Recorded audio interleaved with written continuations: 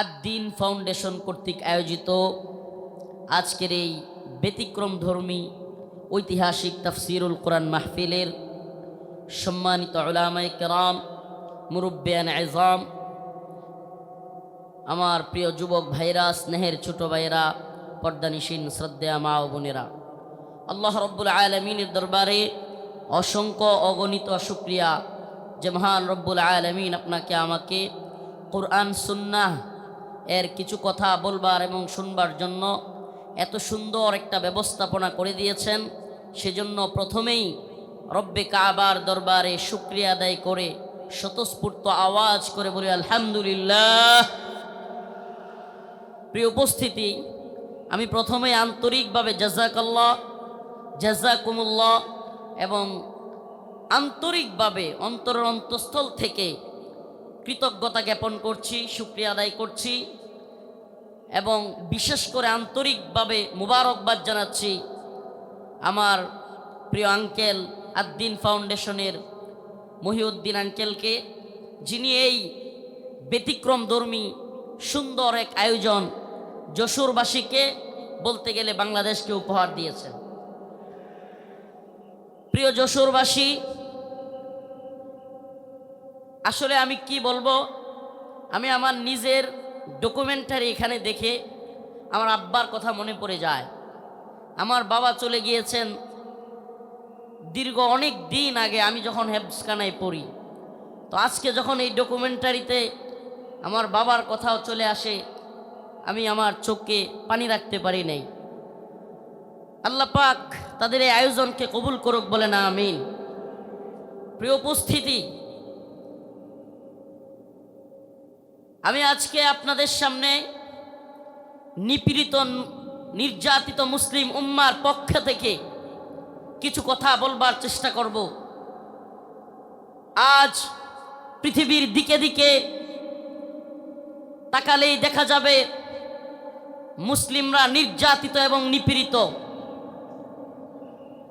ইসরায়েলে সর্বশেষ ফিলিস্তিনের গাজার মুসলমানদের জন্য যেই হসপিটাল ছিল, সেই হসপিটালটাকেও ইসরায়েলের বর্বর হানাদার বাহিনী বোমা ফেলে, বোমার আঘাতে সেই হসপিটালকেও গুড়িয়ে দিয়েছে। চিৎকার করে ফিলিস্তিনের মুসলমানরা চিকিৎসার জন্য চিৎকার করে দিক বেদিক ছুটোছুটি করছে। ইসরায়েলে গ্রেট ইসরায়েল রাষ্ট্র গঠন করবার জন্য মুসলমানদেরকে তাড়িয়ে এক মহাযজ্ঞ, এক মহা আয়োজন তারা তৈরি করেছে, গ্রেট ইসরায়েল তৈরি করবে। আপনি যদি ভারতবর্ষের দিকে তাকান, পুরো ভারতবর্ষে হিন্দুত্ববাদী ব্রাহ্মণ্যবাদী তাগুতি শক্তি ইসলাম এবং মুসলমানদেরকে মূলোৎপাটন করে, ইসলাম এবং মুসলমানদেরকে তাড়িয়ে দিয়ে এই উপমহাদেশে অখণ্ড ভারত তৈরি করবার এক নীল নকশা, এক মহা আয়োজন তৈরি করে বসে আছে। অপ্রিয় মুসলিম উম্মাহ, আজকের আয়োজন বৃথা হয়ে যাবে। আজকের এই লক্ষ লক্ষ মানুষের জমায়েত বৃথা হয়ে যাবে যদি নির্যাতিত নিপীড়িত মুসলিম উম্মার পক্ষে এই জাগরণ, এই জজবা আমরা যদি কাজে লাগাতে ব্যর্থ হই। খোদার কসম করে বলি, খোদার কসম করে বলি, এই জজ খ্যাতি, এই জজবা, এই জনস্রোত কোনো কাজে আসবে না যদি আমরা নির্যাতিত নিপীড়িত মুসলিম উম্মার পক্ষে দাঁড়াতে ব্যর্থ হই।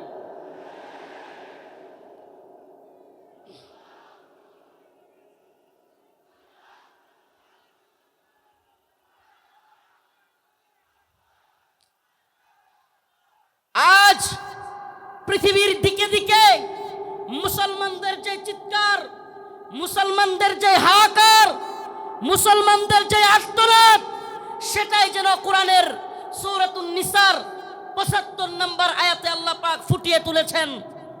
আল্লাহ পাক পৃথিবীবাসীকে জানিয়ে দিচ্ছেন, ওয়ামা লাকুম লা তুকাতিলুনা ফি সাবিলিল্লাহ, وما لكم لا تقاتلون في سبيل الله والمستضعفين والنساء والولدان الذين يقولون ربنا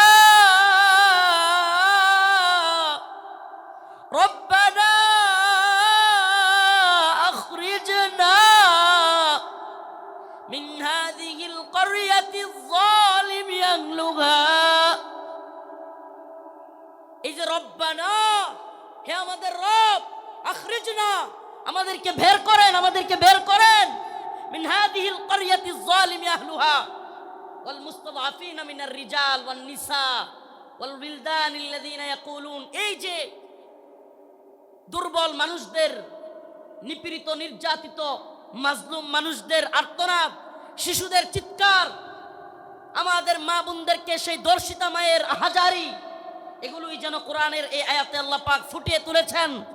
আল্লাহ পাক জানিয়ে দিলেন, ও মুসলিম উম্মার যুবকেরা, খাহেশাত পূরণ করার জন্য লক্ষ লক্ষ জমায়েতের মধ্যে তোমাকে বরণ করে নেওয়া, এটা তোমার সাকসেসফুলতা।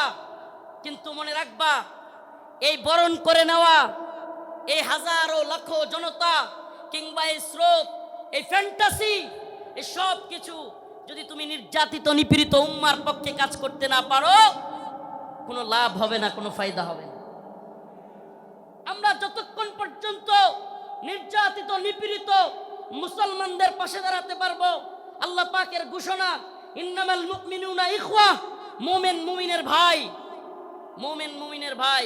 বড় আফসোস লাগে, কষ্ট লাগে, আমরা কিভাবে দাঁড়াতে পারবো অনেকে বুঝি না। অনেকে বলি, হুজুর আমরা সেই ফিলিস্তিনিদের পক্ষে কিভাবে দাঁড়াবো, আমরা কাশ্মীরিদের পক্ষে কিভাবে দাঁড়াবো? আমি বলি, দাঁড়ানোর অন্যতম মাধ্যম হলো ইসরায়েলি পণ্য বয়কট করুন। মানসিকভাবে অন্তর থেকে কষ্ট লাগে, এদের একটু লজ্জা হওয়া উচিত। এজন্য আজকের যেহেতু সুযোগ পেয়েছি, আর দিনের পক্ষ থেকে এই কথাটা বলার পরে আশা করি এদের কিছুটা হলেও লজ্জা হইতে পারে। এরা কারা?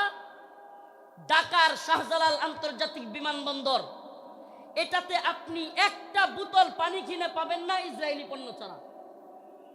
এই নির্লজ্জরা, আমি কতদিন বলেছি, ইকুয়েফিনা কিংবা কিনলে ছাড়া তাদের কাছে কোনো পানি নাই। আমাদের জানতে মনে চায়, আমাদের বাংলাদেশি পণ্য ব্যবহার করতে তোদের এত জ্বলে কেন? ইকুয়েফিনা কিংবা কিনলের চাইতে অনেক ভালো মানের পানি হলো মাম। আজকে মাম পানি এয়ারপোর্টে রাখা যায় না। আজকেও আমি হাবেশ শাহ হুজুর, নাজমুস সাকিব সাহেব, আমরা শেষ পর্যন্ত সাধারণ ট্যাপ থেকে পানি খাইছি। কথাগুলো কেন বললাম? নির্যাতিত নিপীড়িত মুসলিম উম্মার পক্ষে আমরা দাঁড়াতে পারবো যখন আমি অন্তর থেকে সেই ব্যথাটা অনুভব করব যে আমার মুসলিম ভাই আঘাতপ্রাপ্ত হচ্ছে, আমার মুসলিম বোনকে ধর্ষিতা করা হচ্ছে। সেই ব্যথাটা যখন আমার অন্তরে থাকবে, কিভাবে তাদের পাশে দাঁড়াতে হবে সেটা অন্তর থেকেই আপনার মনই সায় দিবে যে এটা করলেই আমি নির্যাতিত নিপীড়িত ভূখণ্ডের প্রতি আমার সহমর্মিতা জানানো হবে। লজ্জা হওয়া উচিত এই এয়ারপোর্ট কর্তৃপক্ষের। আমি আজকের এই যশোর আদ্দিনের প্রোগ্রাম থেকে জানাতে চাই, অনেক দিন বলার পরেও এরা এই ইসরায়েলি পণ্য চেঞ্জ করতেছে না। এমনকি এয়ারপোর্টে এত বড় বড় আলেম উলামারা আসেন, এখানে একটু পানি খাওয়ার ব্যবস্থা নাই যেটা ইসরায়েলি পণ্য ছাড়া। আল্লাহ পাক এদেরকে হেদায়েত দান করুক, বলেন আমিন, বলেন আমিন। প্রিয় ভাইরা আমার, বন্ধুগণ আমার, এই ইসরায়েলি পণ্যের টাকাটা দিয়েই আপনার আমার মুসলিম ভাইয়ের, মুসলিম সন্তানের গায়ে গুলি করতেছে কিংবা বোমা ফেলতেছে, এই ইসরায়েলি টাকাটা দিয়ে, এই ইসরায়েলি কোম্পানিগুলো। অতএব আমাদের কি এই পণ্যগুলো বয়কট করা দরকার না? কথা বলেন, দরকার না? মনে রাখবেন, আমরা প্রয়োজনে কষ্ট করব, ট্যাপের পানি খাবো, তবুও ইসরায়েলি পানি খাবো না। আমরা প্রয়োজনে ট্যাপের পানি খাবো, আমরা প্রয়োজনে মিনারেল ওয়াটার যদি না পাই, প্রয়োজনে আমরা ট্যাপের পানি, নরমাল পানি খাবো, তবুও ইসরায়েলি পানি ব্যবহার করব। এটা একটা উদাহরণ দেওয়ার জন্য বললাম। কিন্তু এমন অনেক সিস্টেম আছে। ও ভাই, তাহাজ্জুদের সময় নামাজের পরে নির্যাতিত নিপীড়িত উম্মার জন্য, মাজলুমদের জন্য দোয়া করা। ও মুসলিম উম্মা, চিন্তা করে একবার দেখুন, আজকে ফিলিস্তিনের যে অবস্থা, ছোট্ট শিশুকে তার বাবা তার সামনে ছটপট করতেছে, তার ছোট্ট শিশু দৌড়াচ্ছে, কাতরাচ্ছে, ছটপট করতেছে, অথচ বাবা চিকিৎসা দিতে পারতেছে না। একবার ভাবুন না, নিজের সন্তানকে ওই জায়গায় রাখুন, আপনি বাবা হিসেবে আপনার অন্তরটা কেমন লাগবে?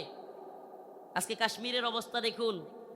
এই ভারতীয় বাহিনী, এই হিন্দুত্ববাদী তাগুতি শক্তি, এই জালেমরা এখন আমাদেরকে হুমকি দেয়, এখন আমাদের গায়ে একটু লাগছে। কিন্তু আপনি কি জানেন, বিশ্বের বড় বড় মিডিয়ার তথ্য অনুযায়ী, রিপোর্ট অনুযায়ী, এটা আমাদের কথা নয়, বিশ্বের বড় বড় মিডিয়ার রিপোর্ট অনুযায়ী এক কাশ্মীরে 10,000 আমাদের মা বোনদেরকে ধর্ষণ করা হয়েছে। কয় হাজার? কথা বলেন না, কয় হাজার? 10,000 আমার আপনার মা বোনকে ধর্ষণ করা হয়েছে এক কাশ্মীরের মধ্যে। প্রিয় মুসলিম উম্মাহ, আল্লাহ মাফ করুক, আজকে কাশ্মীরের পরিস্থিতি যদি আমার দেশের হয়, আমার বাংলাদেশের হয়, কল্পনা করা যায়? ওরা উৎপত্তি আছে সীমান্তের ওপারে মুসলিমদেরকে নির্যাতন করার জন্য। সাউন্ড যাচ্ছে না? কি বলতেছে এরা? সাউন্ড যাচ্ছে? আজকে ওরা উৎপেতে আছে সীমান্তের ওপারে, আমাদেরকে হুমকি ধমকি দিচ্ছে হিন্দুত্ববাদী দাদা বাবুরা। আসলে আমি প্রায় প্রোগ্রামে বলে থাকি, বিধর্মীদের হাক ডাক, মুসলিমদের বিরুদ্ধে যারা হাক ডাক দেয়, সেই সমস্ত জুলুম জালিমদের হাক ডাক হইল একটা বেলুনের মতো। কিসের মতো? কিসের মতো? বেলুনের মতো ফটকা। একটা সুই নিয়া ফুটা করে দিতে পারলেই সব শেষ। সুই নিয়া ফুটা করে দিতে পারলেই। একটা ছোট্ট উদাহরণ দেই, তাইলে আরো ভালো বুঝবেন। চট্টগ্রামে আমার ভাই সাইফুল ইসলাম আলিফকে শহীদ করে দিল সেনাবাহিনীর উপর, পুলিশের উপর। চিন্ময় দাসকে গ্রেফতার করার কারণে আক্রমণ করলো। কিন্তু যখনই মুসলিমরা চট্টগ্রামে জেগে উঠল, মুসলিমরা জজবা নিয়া, ইমানি জোশ নিয়া রাজপথে নেমে আসলো। আয় সুবহানাল্লাহ।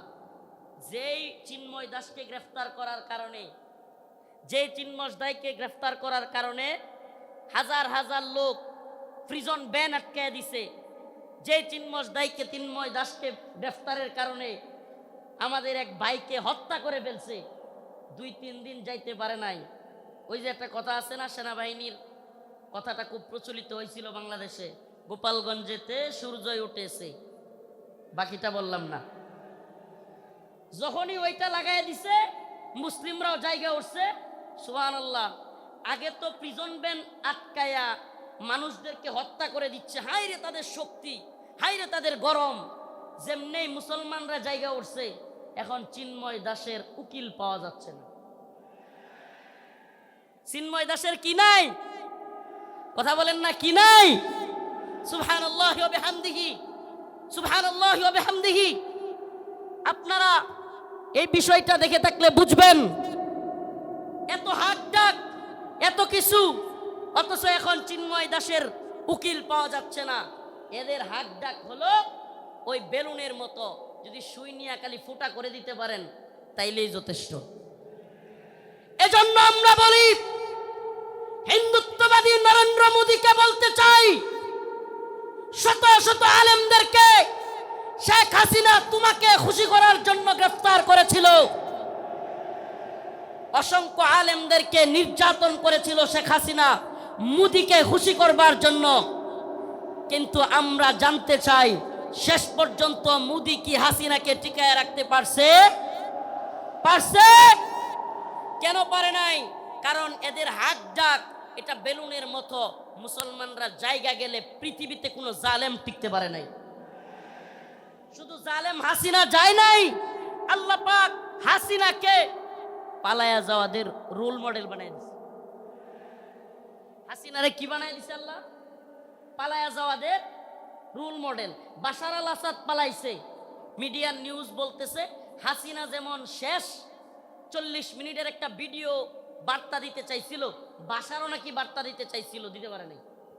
মানে রোল মডেল হয়ে গেছে গা হাসিনা। এখন পালায়া যাওয়াদের কি রোল মডেল। এখন কেউ পালায় গেলে সবাই বলবে হাসিনা মডেলে পালাইছে। কোন মডেলে?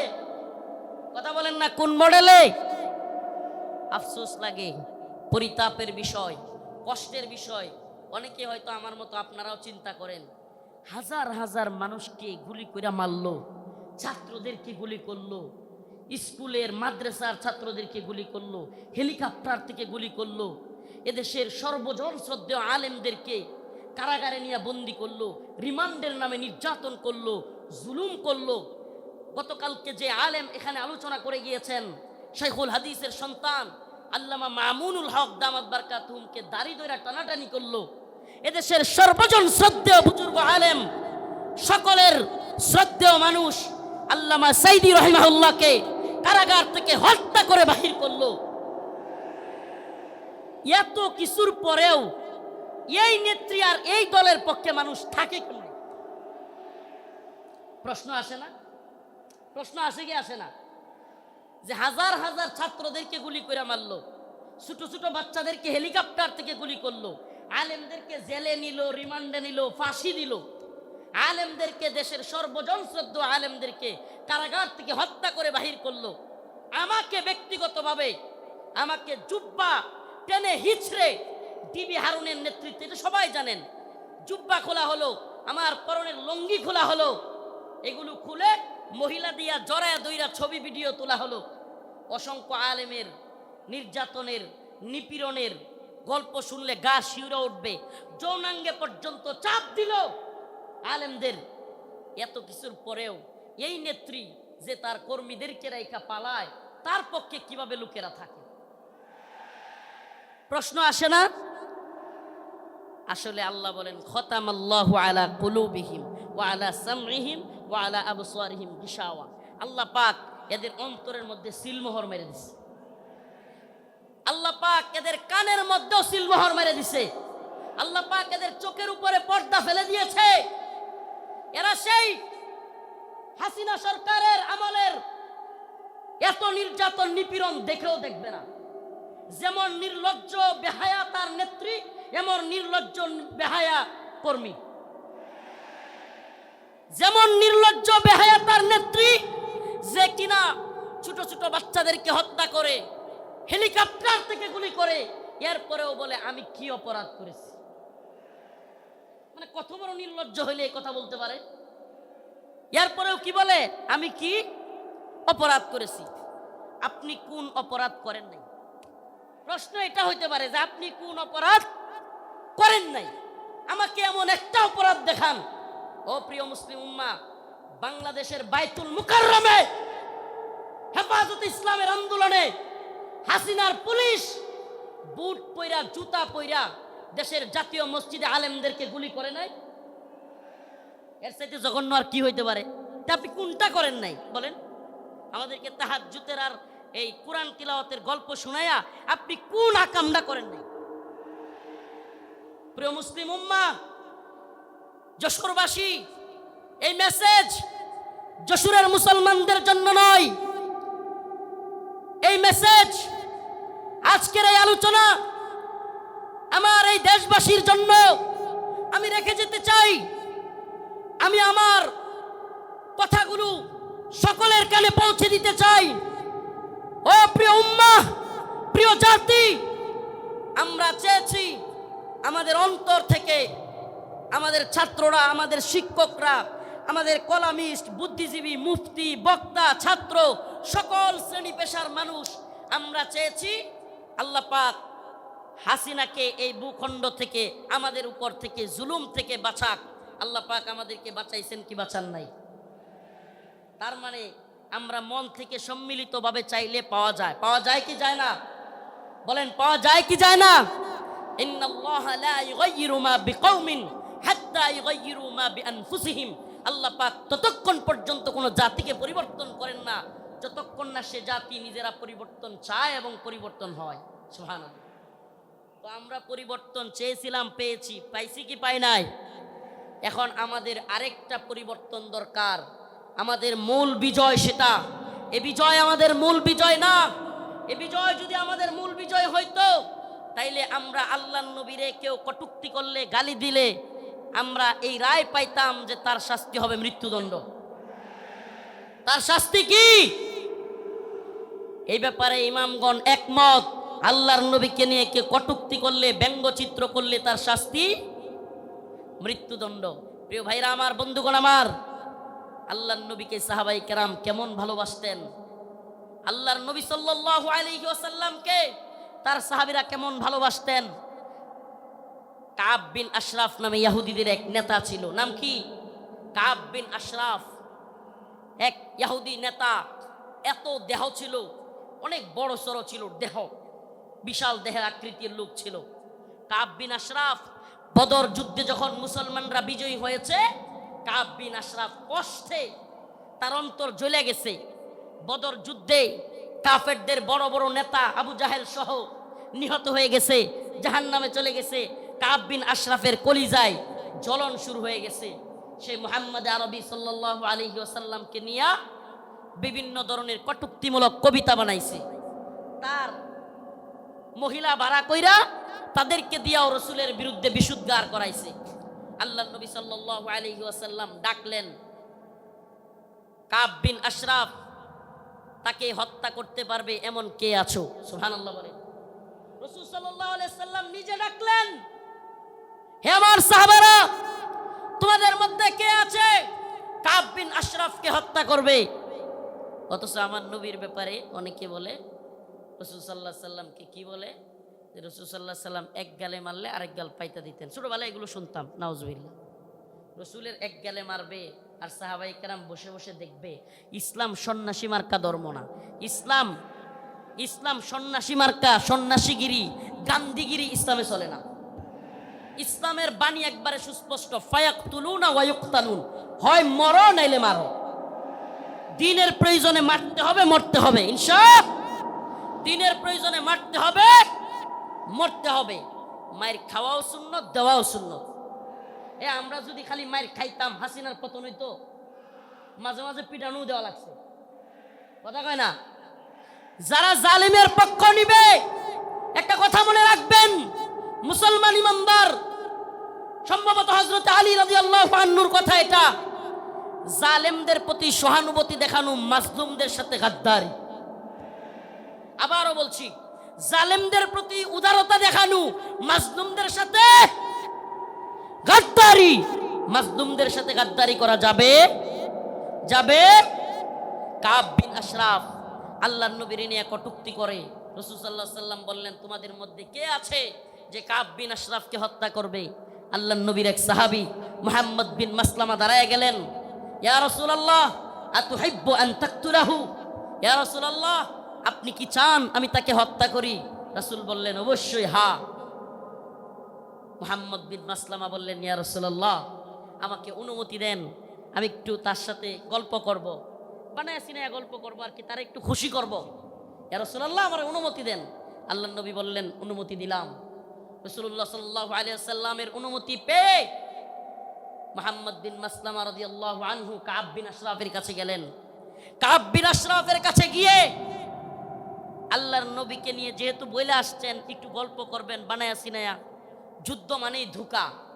আপনি সব কিছু যুদ্ধের ময়দানে শত্রুর বিরুদ্ধে সব কথা বলে দিয়ে আপনি পারবেন না। যুদ্ধ মানেই ধোঁকা, মাঝে মাঝে ধোঁকা দিতে হয়।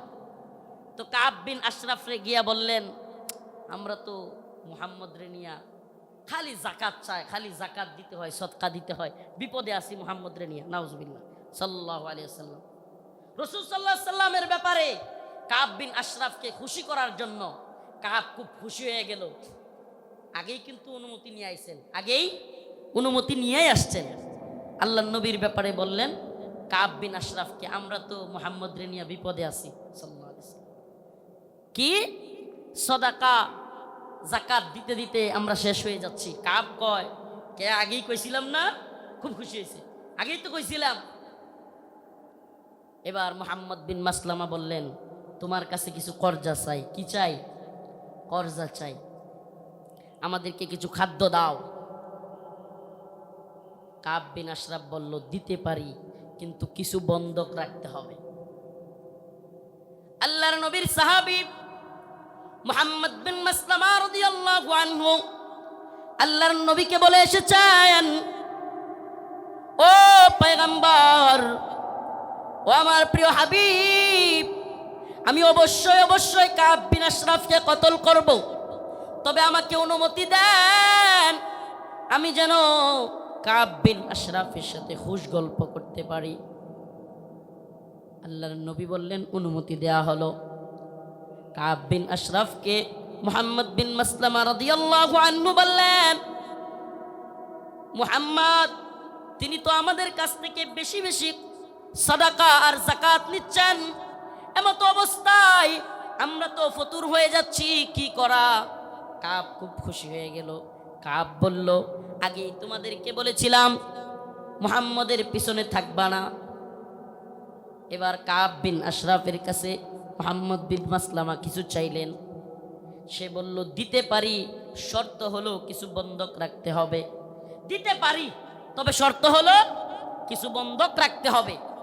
মুহাম্মদ বিন মাসলামা রাদিয়াল্লাহু আনহু বললেন, ঠিক আছে, কি বন্ধক চাও? কাব বিন আশরাফ বলল, তোমার বউরে বন্ধক দাও। নাউজুবিল্লাহ। এটার বডি ছিল অনেক লম্বা উঁচা, বিরাট সাইজের মানুষ। মুহাম্মদ বিন মাসলামা রাদিয়াল্লাহু আনহু বললেন, না, তোমার কাছে আমার বউ দেওয়া যাবে না।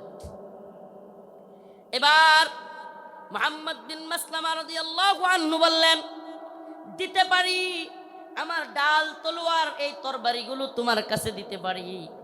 এগুলো বন্ধক রাখলেন।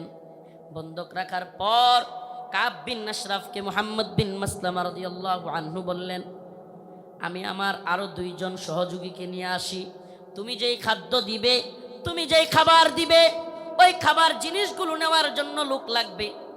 আসলে কি, কাব বিন আশরাফের যেই সাইজ, পরে যদি ধরতে হয়, সাইজ করতে হয়, একা একা পারবেন না, এই জন্য আরো 2 জনকে আনতে গেছেন। সুবহানাল্লাহ। এবার উনি 2 জনকে নিয়ে আসলেন। আসার পরে কাব বিন আশরাফকে বললেন, কাব, তোমার মাথার মধ্যে কি সুগন্ধি ব্যবহার করো? এত সুন্দর ঘ্রাণ তোমার মাথা থেকে আসতেছে। এটা আরেকটা পাম, এটা আরেকটা কি পাম। আগে দিছে কি, আরে মুহাম্মদের যাকাত দিতে দিতে আমরা শেষ। এতে করে সে খুশি হয়েছে, আগেই কইছিলাম না। না, নাউজুবিল্লাহ। তো এইবার কি পাম দিল, যে তোমার কল্লার মধ্যে, তোমার মাথার মধ্যে এমন কি সুগন্ধি দাও, এত সুগন্ধি আসতেছে, সুঘ্রাণ আসতেছে। কাব বিন আশরাফ খুশিতে গদগদ হয়ে গেছে, খুব খুশি হয়েছে, পাম দিছে। তো মুহাম্মদ বিন মাসলামা রাদিয়াল্লাহু আনহু বললেন, কাব, তোমার মাথার থেকে একটু সুঘ্রাণ নেওয়ার জন্য তোমার মাথাটা একটু আমাকে আগায় দিতে পারবা? মানে মাথা থেকে কি নিব? সুগন্ধি নিব। কাব বিন আশরাফ খুশি হয়ে গেল। খুশি হয়ে কাব বিন আশরাফ তার কল্লাটা আগায় দিল। ও যশোরবাসী, খুব মনোযোগ দিয়ে শুনবেন।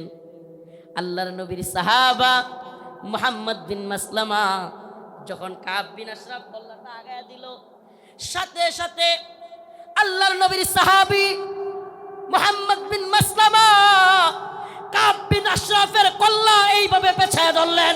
সুবহানাল্লাহ। কাব বিন আশরাফের কল্লা পেছায় ধইরা সঙ্গী সাথী থাকা অন্য সহপাঠীদেরকে বললেন, কাব বিন আশরাফের কল্লার মধ্যে কূপ দাও। সুবহানাল্লাহ। মুহাম্মদ বিন মাসলামা গলা চাইপা ধরলেন, আর কাব বিন আশরাফকে ওনার সাথীদেরকে বললেন, কূপ দাও। আল্লাহু আকবার বলে কাব বিন আশরাফের কল্লা ফেলে দিলেন। ও মুহাম্মদ আরবির উম্মতেরা, সেই জগৎ বিখ্যাত উক্তি শেখ খালিদ আর রশিদ ফাকাল্লাহু আসরার কণ্ঠে কণ্ঠ মিলিয়ে বলতে চাই, ইয়া উম্মতে মুহাম্মদ, ইয়া উম্মতে মুহাম্মদ, আমার নবীকে নিয়ে কটূক্তি করা হবে, আমার নবীকে নিয়ে ব্যঙ্গচিত্র বানানো হবে। আল্লাহর নবীর সাহাবায়ে কেরাম সহ্য করতে পারতেন না। ফরমায়া রাসূলুল্লাহ সাল্লাল্লাহু আলাইহি ওয়াসাল্লাম, ফরমায়া রাসূলুল্লাহ সাল্লাল্লাহু আলাইহি ওয়াসাল্লাম, মান সাব্বা নাবিয়ান ফাকতুলু, আল্লাহর নবীকে নিয়ে যে কটূক্তি করবে, রাসূল সাল্লাল্লাহু আলাইহি ওয়াসাল্লামকে যে গালি দিবে, তার শাস্তি একটাই। সমস্ত ইমাম একমত, আল্লাহর নবীকে নিয়ে কটূক্তিকারীর শাস্তি ওয়াজিবুল কতল, তাকে হত্যা করা হবে, তার কল্লা থেকে গলাকে আলাদা করে দিতে হবে।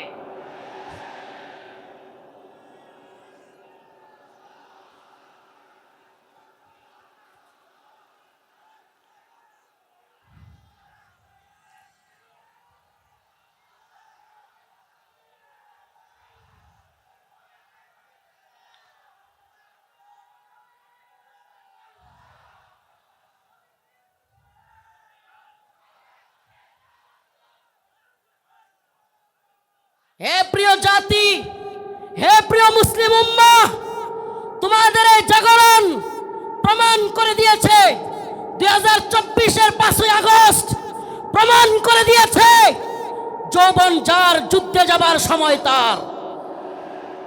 যুবকরা দেখিয়ে দিয়েছে হাসিনার লাফালাফি আর কাদেরের পালাবো না। কোথায় কাকা? পালাবো না কোথায়? এত দাম্ভিকতা, এত অহংকার ভালো না। এত দাম্ভিকতা, এত অহংকার ভালো না। মনে রাখবা, ফিরাউন নমরুদি আল্লাহর কাছে কোনো টাইম ছিল না, আর উবাইদুল কাদের আর হাসিনা। আল্লাহ পাক তোমাদেরকে পরিণতি দেখিয়ে দিয়েছেন। মুসলিম উম্মার যুব সমাজদেরকে বলি, ও প্রিয় উম্মার যুবকেরা, তৈরি হও নির্যাতিত নিপীড়িত মুসলিম উম্মার পাশে দাঁড়াবার জন্য। তৈরি হও আল্লাহর নবীর বিরুদ্ধে যারা যাবে বাংলার জমিনে, তাদেরকে অবশ্যই ওয়াজিবুল কতল, আল্লাহর নবীর গালি দেওয়ার শাস্তি, মৃত্যুদণ্ড করতেই হবে। রাজি আছো তো ইনশাআল্লাহ? ও প্রিয় মুসলিম উম্মাহ, তোমরা তো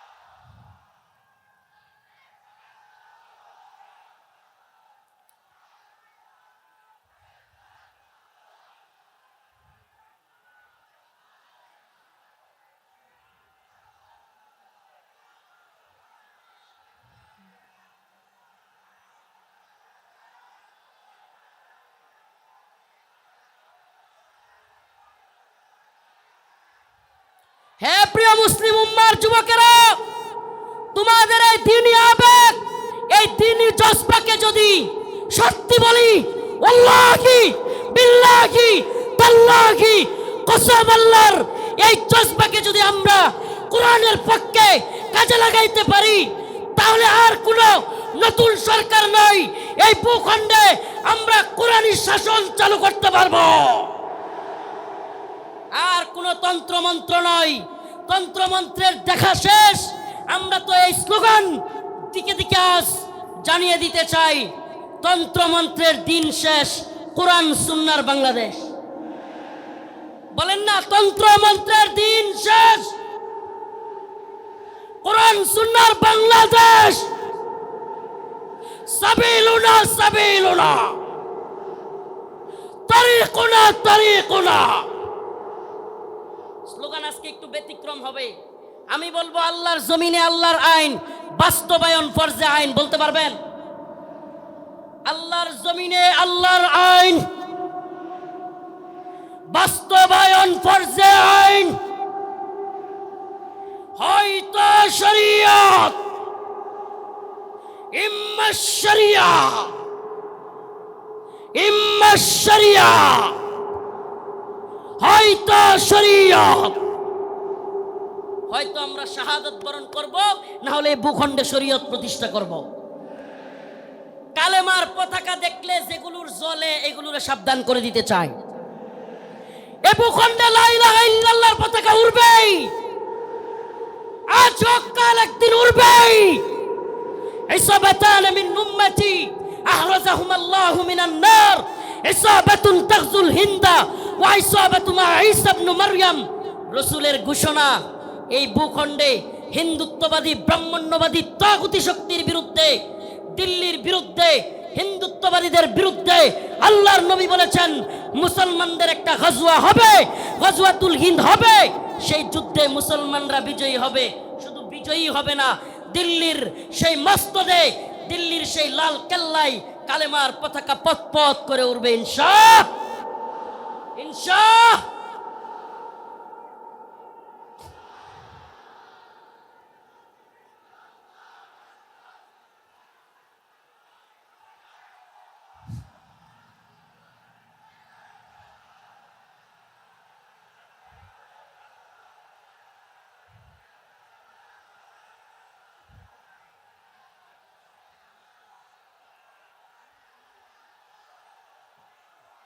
হে প্রিয় মুসলিম উম্মার যুব সন্তানেরা, তৈরি হও, তৈরি হও। আর কোনো তন্ত্রমন্ত্রের জন্য ডাক নয়, ডাক আসবে দাওয়া ইরদাদ শাহাদাতের ডাক আসবে। শহীদ হইতে রাজি আছো তো ইনশাআল্লাহ? জীবন দিতে প্রস্তুত আছো তো ইনশাআল্লাহ?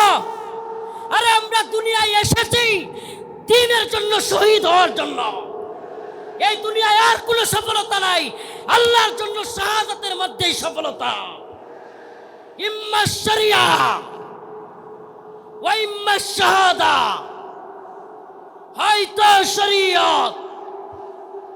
আল্লাহর জমিনে আল্লাহর আইন। এই জমিন কার? এই চিৎকার করে বলেন কার? জমিন কার? হুকুম চলবে কার? ইনিল হুকমু ইল্লা লিল্লাহ, আমার আল্লাহ তা'বুদু ইল্লা ইয়্যাহ। হুকুম হবে আল্লাহর, ইবাদত হবে আল্লাহ। ইবাদত হবে কার? একমাত্র আল্লাহর। এই কোন তাগুতের গোলামি আমরা করব না। আমরা কার গোলাম? আমরা ভারতের গোলাম নই, আমরা আমেরিকার গোলাম নই, আমরা ইসরায়েলের গোলাম নই। আমরা কার গোলাম? গোলামি হবে কার? পৃথিবীবাসী জেনে রাখো, আমরা আল্লাহর গোলামি করি।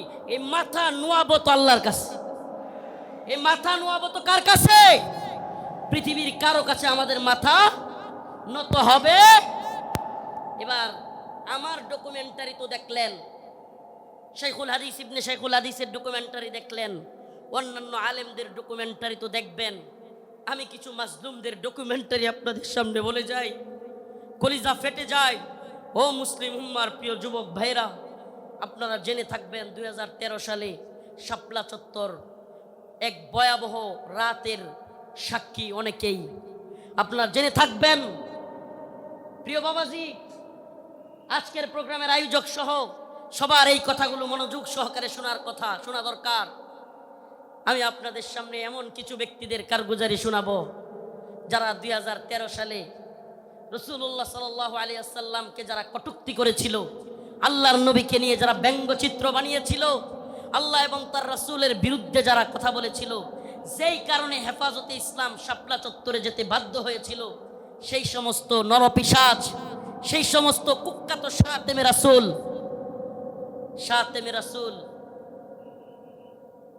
রাজীব, ব্লগার রাজীব, শাতেমে রাসূল অভিজিৎ রায়, ওয়াশিকুর রহমান বাবু, ফয়সাল আরিফিন দীপন, আরো কতগুলো নাম বলতে পারবো। এরা আল্লাহর নবী এবং আল্লাহকে নিয়ে কটূক্তি করেছিল, আম্মা জানদেরকে নিয়ে কটূক্তি করেছিল। মনে আছে আপনাদের? মনে আছে?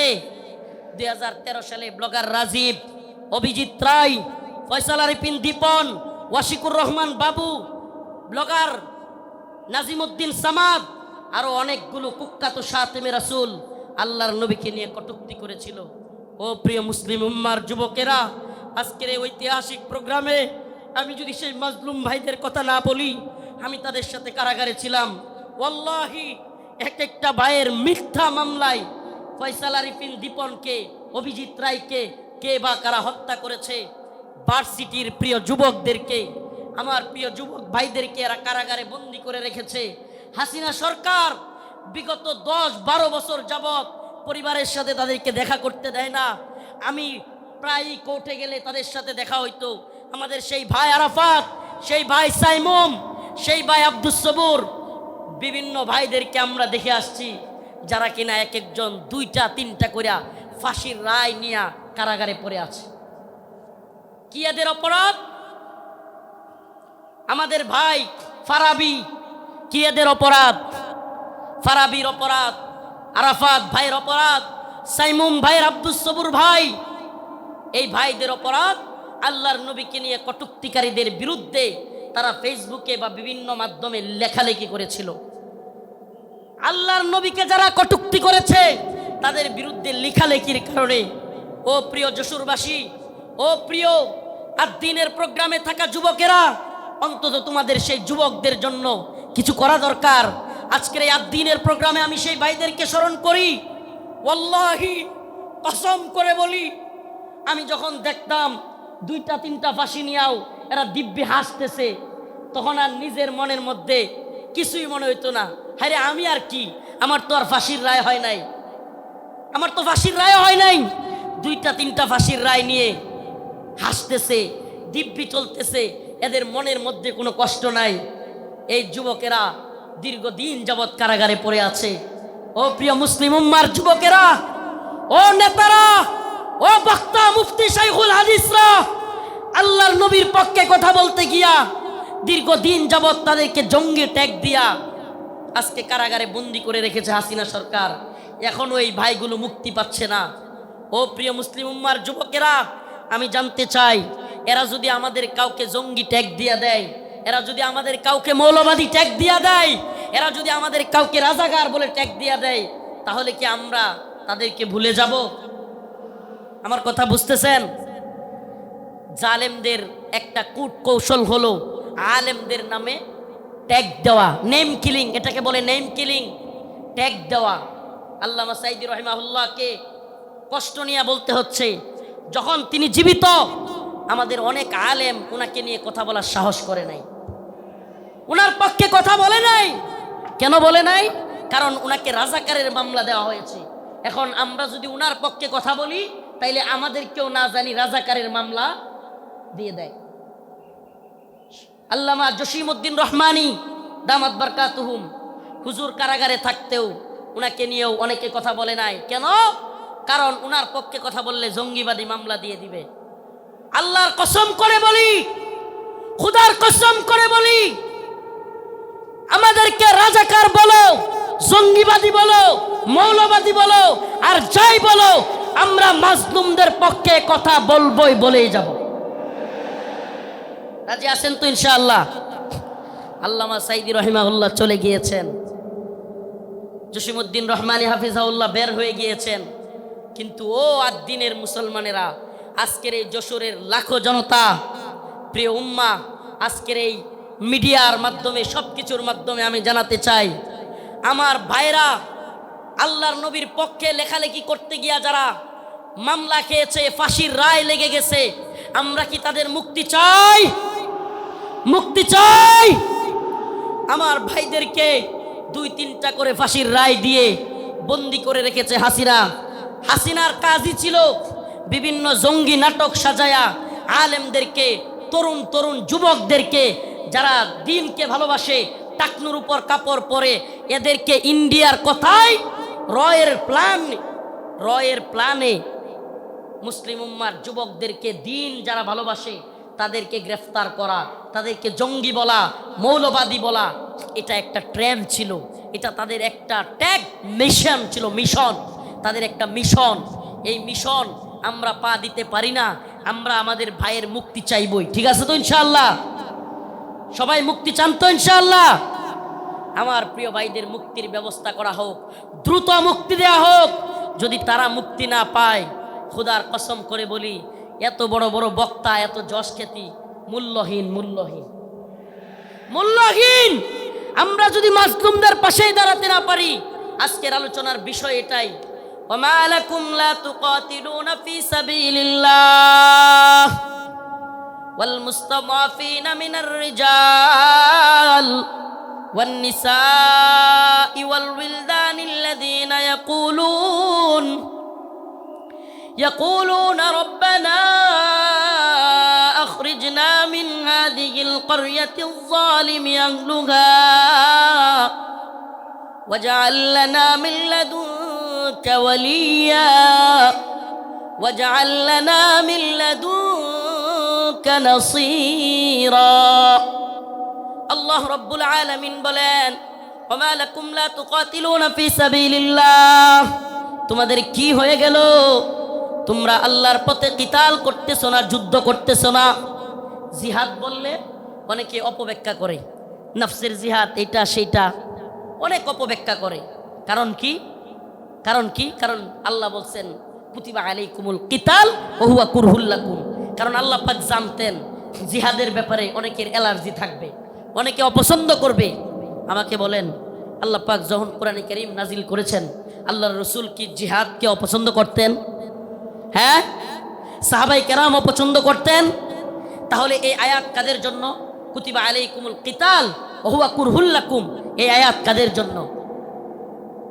আল্লাহ পাক জিহাদকে, যুদ্ধকে ফরজ করেছেন দ্বীনের জন্য, অথচ তোমরা তা অপছন্দ করবে, অপছন্দ করো। আল্লাহ বলছেন তোমাদের অনেক জিনিস আছে অপছন্দ, কিন্তু হুয়া খায়রুল লাকুম, সেটার মধ্যে কল্যাণ আছে।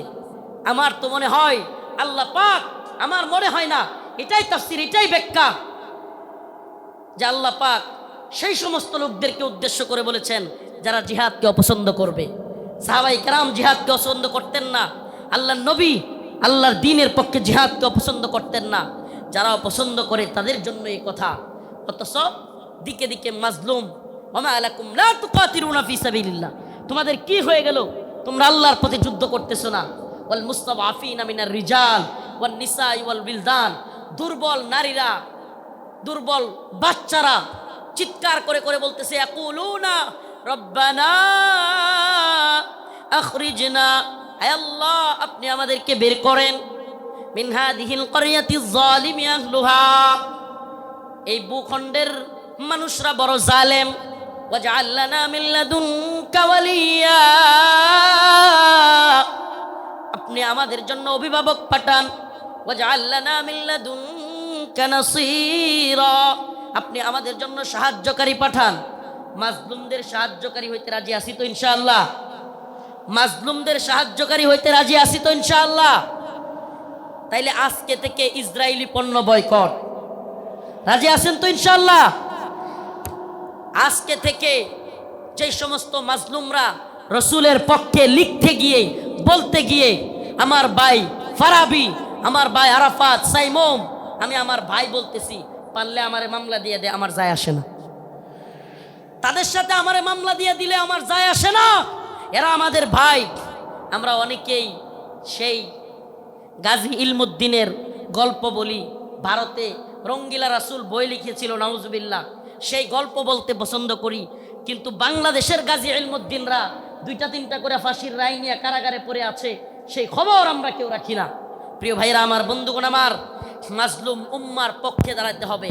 আজকের আমার আলোচনার মূল কথা মাজলুম উম্মার পাশে দাঁড়াতে, মাজলুম উম্মার পাশে দাঁড়াতে। ইন্নামাল মুমিনুনা ইখওয়া, মুমিন মুমিনের ভাই। আমার অন্য মুমিন ভাই কষ্ট পেলে আমার অন্তরে আঘাত আসবে। এদেশের কোনো আলেমকে আল্লাহ না করুক জাতীয় আন্তর্জাতিক চক্রান্তের কারণে নতুন করে কেউ যদি, কোনো জালেম যদি এদেশের কোনো আলেমকে আবারও জুলুম করতে চায়, আবারও যদি শেখুল হাদিস আল্লামা মামুনুল হককে, শেখুল হাদিস আল্লামা মামুনুল হক সহ, মুফতি আমির হামজা সহ, মুফতি হারুন ইজহার, এদেশের অনেক বক্তা যারা কিনা কারাগারে ছিল, আবারও যদি সেই সমস্ত আলেমদেরকে কেউ গ্রেফতার করবার দুঃসাহস করে, জাতীয় আন্তর্জাতিক চক্রান্তের কারণে আবারও যদি আলেমদের দিকে কেউ চোখ তুলে তাকায়, কেউ যদি হাত তোলার সাহস করে, সেই হাত ভেঙ্গে গুড়িয়ে দেওয়ার হিম্মত আছে তো মুসলমান? আছে তো ইনশাআল্লাহ? জাতীয় আন্তর্জাতিক চক্রান্ত চলছে।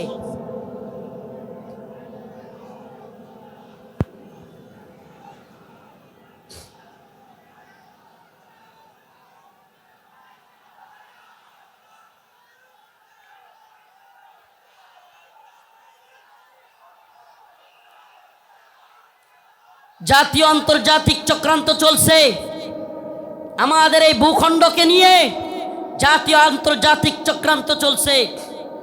এই চক্রান্তের ডালপালা গভীরে আমরা জাতি হিসেবে সজাগ থাকব।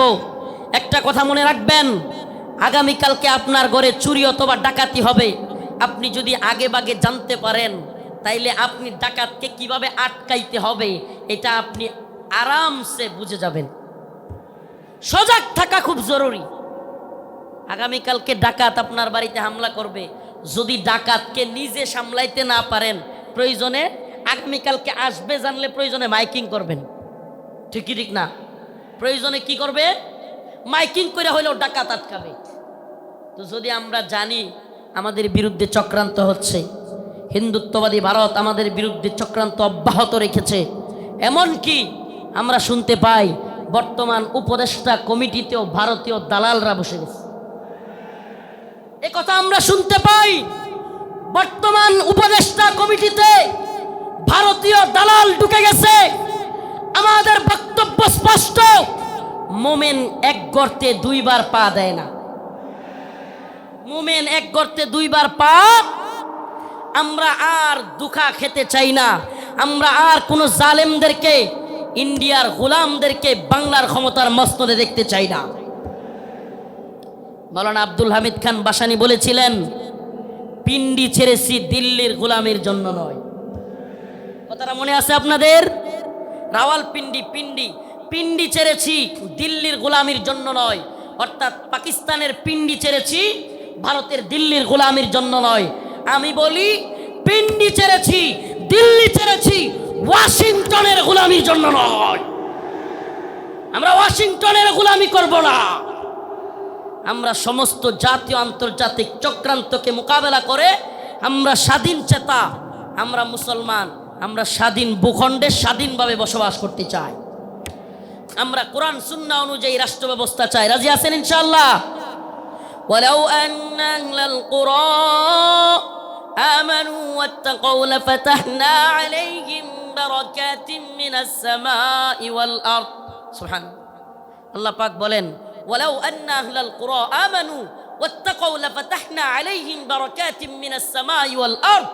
আল্লাহ পাক বলেন, যদি জমিনের বাসিন্দারা তাকওয়া অবলম্বন করত এবং আল্লাহর আইন মেনে চলতো, তাহলে আল্লাহ পাক বারাকাতিম মিনাস সামাই ওয়াল আরদ, আসমান এবং জমিনের সমস্ত বারাকা খুলে দিতেন। আল্লাহ পাক সমস্ত বারাকা খুলে দিতেন।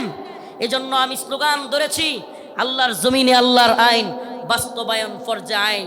এই তন্ত্রমন্ত্রের আইন 5 বছরের জন্য ইসলাম, এটা আমরা চাই না। আমরা চাই আজীবনের জন্য ইসলাম। ইসলাম কি 5 বছরের সীমায় গণ্ডিতে আবদ্ধ? ইসলাম 5 বছরের সীমান্তে আবদ্ধ নয়। ইসলাম 5 বছরের সীমানায় আবদ্ধ না। 5 বছর ভোট দিয়া নির্বাচিত করে ইসলাম কায়েম।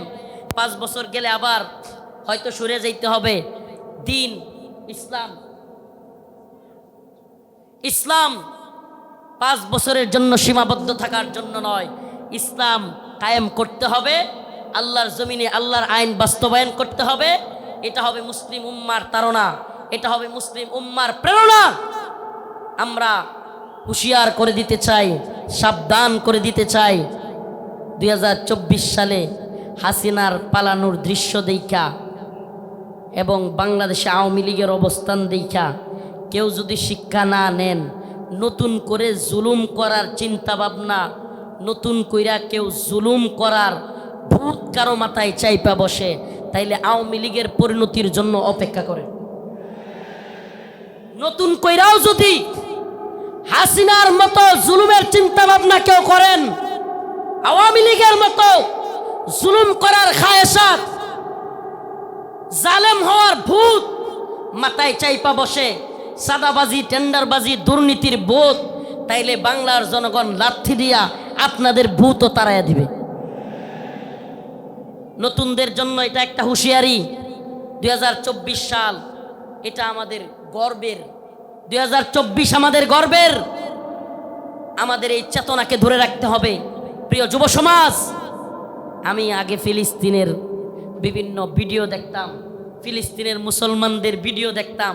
ছোট ছোট বাচ্চা ছেলেরা পাথর নিয়ে ইসরায়েলের ট্যাঙ্কের মধ্যে নিক্ষেপ করতেছে, গোলাল দিয়া ইসরায়েলিদেরকে মারতেছে। সুবহানাল্লাহ। 2024 সালে দেখলাম আমাদের ছোট ছোট বাচ্চারা পুলিশের পেটের মধ্যে গিয়া ঘুষি মারতেছে। সুবহানাল্লাহ বলেন না? এইটা একটা জিনিস অন্তত হয়েছে, আলহামদুলিল্লাহ। 2024 সালে আমরা এটা অন্তত বুঝছি, যুব সমাজ জেগে উঠলে জালেমের পরিণতি ভয়াবহ। যুব সমাজ জেগে উঠলে জালেমের পরিণতি কি? তো যশোরবাসী, আপনারা কি ঘুমায় গেছেন নাকি জাগ্রত আছেন? হাসিনা ভারতের গোলামি করেছিল, বাংলাদেশকে দিল্লির একটা, কি বলবো এটাকে, অনেকে বলে অঙ্গরাজ্য, আমি বলি অঙ্গরাজ্য না। হাসিনা এটাকে দিল্লির একটা ডাস্টবিন বানাইছিল। দিল্লির ডাস্টবিন মানে দিল্লি আমাদের আম খাবে, আমাদের ইলিশ খাবে, আমাদের সব কিছু নিবে, ট্রানজিট নিবে, আমাদের রেল লাইন নিবে, আমাদের সব কিছু নিবে, আর আমাদেরকে লাশ উপহার দিবে। আমাদেরকে বন্যার পানি দিয়া বাসায়া একের পর এক লাশ উপহার দিবে। এটাকে আপনি ডাস্টবিন না বলে কি বলবেন? এটা কি বন্ধুত্ব? এটা কি বন্ধুত্ব? আমি তো বলি হাসিনা বিগত 16 বছরে বাংলাদেশের সাথে ভারতের যে সম্পর্ক তৈরি করেছিল, যদিও তাদের নেতারা বলেছে অনেকে স্বামী স্ত্রীর সম্পর্ক, আমরা বলি অবৈধ সম্পর্ক, এটা অবৈধ। এজন্য অবৈধ সম্পর্কের কন্যারে জায়গায় পাঠিয়ে দিছি। আল্লামা সাইদি রহিমাহুল্লাহ বলেছিলেন, এই কথাটা আমার এখনো কানে বাসে, সরকারকে বলবো বেশি তিরিং বিরিং করিও না। বাংলার জনগণ বেশি তিরিং বিরিং করলে এমন এক ফ্লাইং কিক মারবে, মামার বাড়ি দিল্লি গিয়া পড়বা।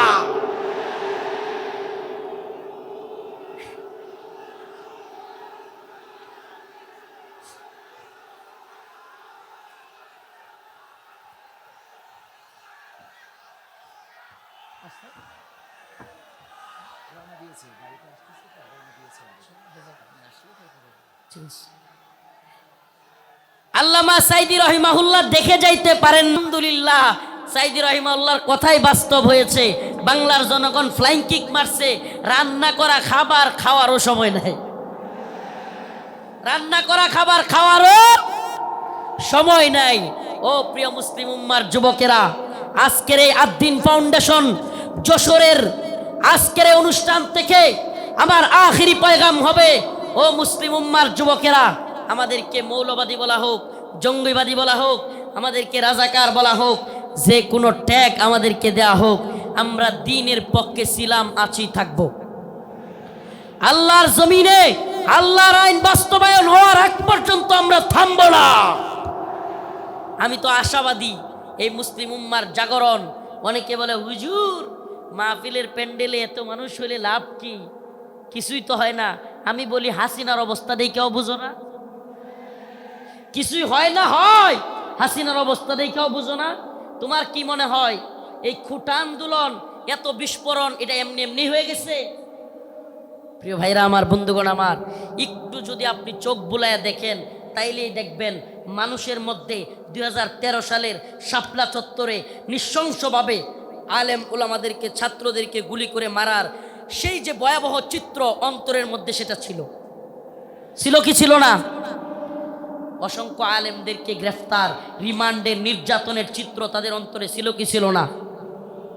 আল্লামা সাইদি রহিমাহুল্লাহকে কারাগার থেকে হত্যা করে বাহির করার চিত্র, ঢাকায় আল্লামা নূর হোসেন কাসেমি রহিমাহুল্লাহ, আল্লামা সাইদি রহিমাহুল্লাহর জানাজা পড়তে না দেওয়ার দৃশ্য বাংলার যুবকেরা কি ভুলে গেছে? ভুলে যায় নাই। সবগুলো বিষয় একত্রিত হইয়া শেষে যখন সাধারণ ছাত্রদেরকেও গুলি করে হাসিনা মারা শুরু করলো, একটা বিস্ফোরণ ঘটে গেল। ঠিকই ঠিক না? তো বিস্ফোরণ কোত্থেকে শুরু হয়েছে? সেই আগে থেকে এই বিস্ফোরণ শুরু হয়েছে। এজন্য বলি প্রিয় মুসলিম উম্মা, আপনাদের প্রতি আমার আখিরি পয়গাম, ও আদ্দিনের মুসলমান, আজকের এই যশোরবাসী, খুলনাবাসী, সারা বাংলাদেশ থেকে আগত মিডিয়ার মাধ্যমে সারা দেশে যারাই আমার কথাগুলো শুনবেন, আমার একটা পয়গাম, আখিরি পয়গাম আপনাদের প্রতি। ও প্রিয় মুসলিম উম্মা, আমাদেরকে দ্বীনের প্রয়োজনে, আল্লাহর জমিনে আল্লাহর দ্বীন বাস্তবায়নের জন্য, কাফের মুশরিকদের মোকাবেলা করবার জন্য, প্রয়োজন হলে দ্বীনের জন্য ময়দানে শহীদ হওয়ার জন্য তৈরি থাকতে। এটা মনে রাখবেন, শাহাদাতের তামান্না। আল্লাহ পাক আমাদেরকে কবুল করুক, মঞ্জুর করুক, বলেন আমিন। শাহাদাতের তামান্না, আখিরি পয়গাম। প্রিয় ভাই মুফতি আমির হামজা হাফিজাহুল্লাহ চলে এসেছেন। আমি ছেড়ে দিব ভাইয়ের জন্য। আপনাদের কাছে খাস করে দোয়া চাই, খাসভাবে দোয়া চাই। নাসরুম মিনাল্লাহ ওয়া ফাতহুন করিব ওয়া বাশশিরিল মুমিনিন। আসসালামু আলাইকুম ওয়া রাহমাতুল্লাহি ওয়া বারাকাতুহু।